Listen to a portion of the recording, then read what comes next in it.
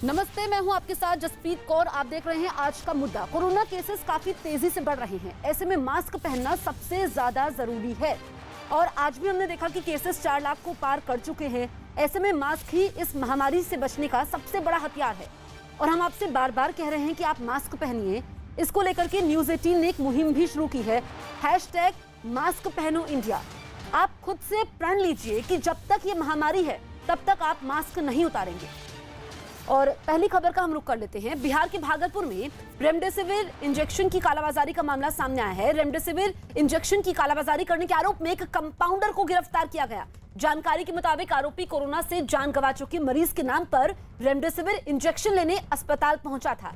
बताया गया कि आरोपी अस्पताल से इंजेक्शन खरीद कर उसे ऊंचे दाम पर मरीजों के परिजनों को बेच रहा था, जिसकी शिकायत मिलने पर ड्रग इंस्पेक्टर ने कार्रवाई की। फिलहाल आरोपी से और किन लोगों की कनेक्शन है, इसकी तफ्तीश भी चल रही है।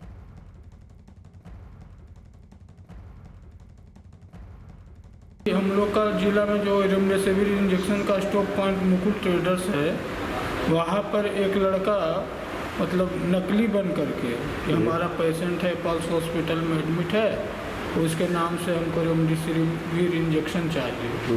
और जिस पेशेंट का इनाम बता रहा है उस पेशेंट का डेथ हो चुका है और उसके नाम पर ही गलत तरीके से लेना चाह रहा था।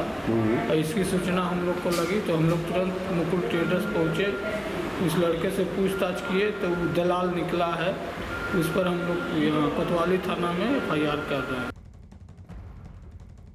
बिहार के भागलपुर की यह घटना कि लोग किस तरीके से मुनाफा कमाने के चक्कर में है। जिस इंसान की मौत हो चुकी है, जो इस दुनिया में नहीं है, उसके नाम पर रेमडेसिविर इंजेक्शन खरीदा जा रहा है और जो बाकी लोग हैं जिनको इस इंजेक्शन की जरूरत है उसे ऊंचे दामों पर बेचा जा रहा है। तो बिहार के भागलपुर का ये मामला, जहां पर एक आरोपी को गिरफ्तार किया गया है और FIR दर्ज करने की कोशिश चल रही है कि FIR दर्ज होगी उसके खिलाफ। और ये कंपाउंडर बताया जा रहा है जिसे गिरफ्तार किया गया है। ये एक शख्स के नाम पर रेमडेसिविर इंजेक्शन लेने के लिए अस्पताल पहुंचा था और बताया गया कि उस शख्स की पहले ही मौत हो चुकी थी, फिर भी इसने इंजेक्शन खरीदने के लिए पहुंचा और उसे ऊंचे दाम पर बेचने की तैयारी में था।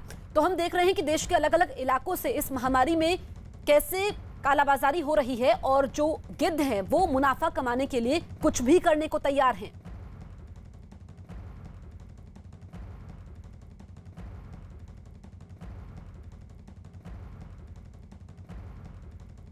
हमारे तमाम सहयोगी हमारे साथ लाइव मौजूद हैं। दिल्ली से दीपक रावत, मुंबई से अभिषेक पांडे, भोपाल से मनोज शर्मा जुड़ गए हैं। सबसे पहले मैं दीपक आपके पास आती हूं। हमने भागलपुर की घटना देखी और देश के अलग अलग इलाकों से ऐसी तस्वीरें सामने आ रही हैं। ऐसे गिद्धों पर तो कार्रवाई ये होनी चाहिए कि नजीर बने।